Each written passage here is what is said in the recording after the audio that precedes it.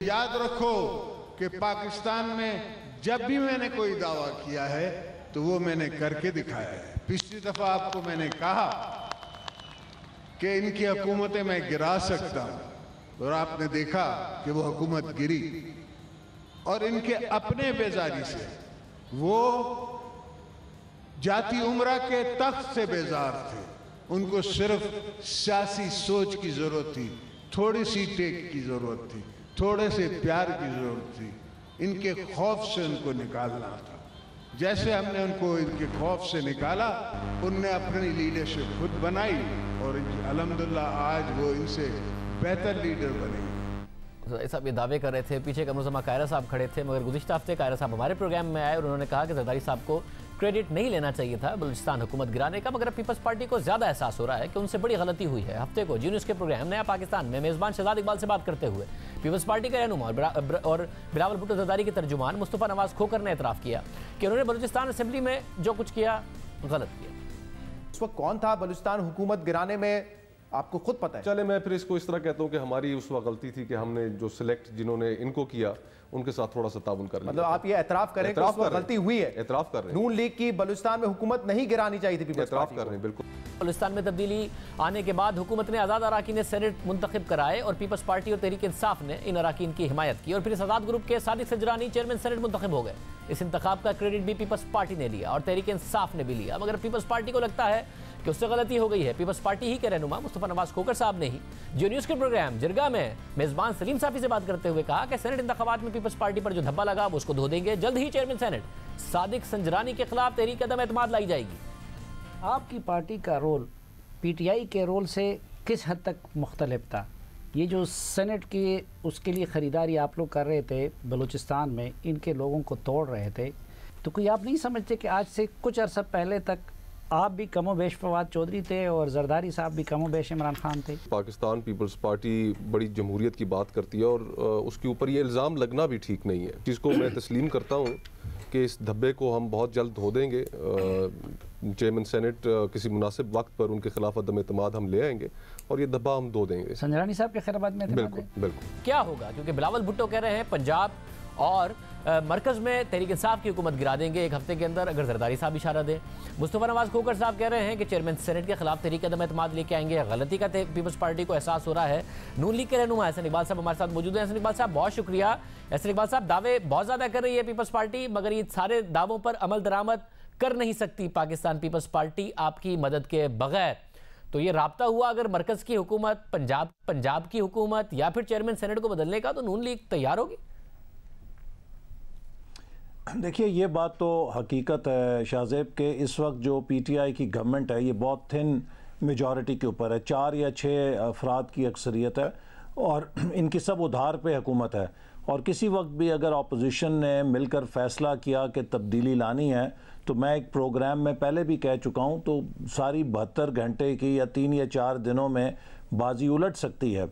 अलबत्ता अपोजिशन के अंदर ये भी एक सोच हमेशा रही है कि हम कोई कार्रवाई कबल अज़ वक्त ना करें जिससे कि इस हुकूमत को अपनी नाकामियाँ छुपाने का मौका मिले और ये हमारे ऊपर अपनी नाकामियों का मलबा गिरा दें। लिहाजा 10 जनवरी को कौमी असम्बली का इजलास मुतवक्के है और इस मौके पर तमाम अपोजिशन जमातों की पार्लिमानी क़यादत मिलेगी और वो इस सूरत हाल का जायज़ा लेगी और जो भी कोई फ़ैसला किसी भी मौके पर किया जाएगा तो वो तमाम अपोजिशन जमातें फिर मिल के करेंगी। साहब ये बताइएगा कि चेयरमैन सेनेट के हवाले से भी आपके अंदर ये सोच पाई जाती है। उस ज़माने में तो आप रज़ा रब्बानी को बनाने को तैयार थे, जरदारी साहब माने नहीं, फिर गलती का एहसास हो रहा है, तो आप संजरानी साहब को हटाने की हिमायत करेंगे? देखिए, हमने तो पीपल्स पार्टी को पहले भी ये कहा था कि आप अगर वाकई संजीदा हैं तो सेनेट के अंदर जो आपने एक वोट किया था बंदोबस्त के अंदर, उससे विदड्रॉ कीजिए और सेनेट में डेमोक्रेटिक तरीके से एक इंतखाब का रास्ता यकीनी बनाएं। तो इसलिए हम तो पहले ही ऑन रिकॉर्ड हैं, ये बात कह चुके हैं कि सेनेट के अंदर जो जमहूरी रवायत है उसके मुताबिक अपोजिशन के पास अक्सरियत है और अपोजिशन का ही चेयरमैन सेनेट के अंदर होना चाहिए। सब ये बताइएगा कि एक और मामला है, पीपल्स पार्टी जो अपनी सारी पोजीशंस बदल रही है, अपनी गलतियां मान रही है और उनको की तसहीह करने की बात कर रही है, वो एक केस है जो कि GIT का मामला हुआ है, मगर ये मामला तहरीक इंसाफ की हुकूमत ने शुरू नहीं किया। आपकी हुकूमत के वजीर दाखिला चौधरी निसार क्या कह रहे थे, उन्होंने मीडिया पर ही आके बात की थी, आवाम के सामने मामला रखा था, वो जरा देखिए। एयर टिकट्स एक खास अकाउंट से, एयर टिकट बिलावल भुट्टो के भी उसी अकाउंट से जाते हैं और अयान अली के भी उसी अकाउंट से जाते हैं। इसके पीछे क्या माजरा है? सो ऐसी बहुत सारी चीज़ें FIA के नोटिस में हैं, बल्कि रिकॉर्ड में हैं।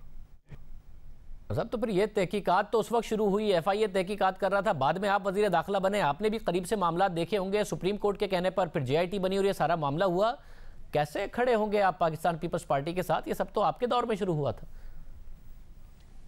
देखिए, एक बात तो यह है कि माजी के अंदर भी तमाम इदारे मुख्तलिफ हुकूमतों में जो केसेस बने वो उनकी पैरवी करते रहे। ये एक इंडिपेंडेंट ट्रजेक्ट्री है और हमारी पार्टी ने और हमारी क़यादत ने हमेशा ये कहा है कि अगर हम कोई एहतसाब का सामना कर रहे हैं तो उससे कोई फ़रार नहीं चाहते। हम एहतसाब का मुकाबला भी करेंगे, सामना भी करेंगे, चूँकि हमें यकीन है कि हमारे हाथ साफ़ हैं। और हमारा हमेशा से ये मौक़िफ़ रहा है कि एहतसाब के अंदर किसी किस्म का इंतकाम नहीं होना चाहिए, उसके अंदर यकतरफा अमल नहीं होना चाहिए। के अंदर पड़े हुए हैं केस को, क्योंकि आपने जरूर करीब से देखा होगा, चौधरी निसार चले गए थे, आप वजीर दाखिला बन गए थे, FIA आपके मातहत था, इस केस में दम था या नहीं था?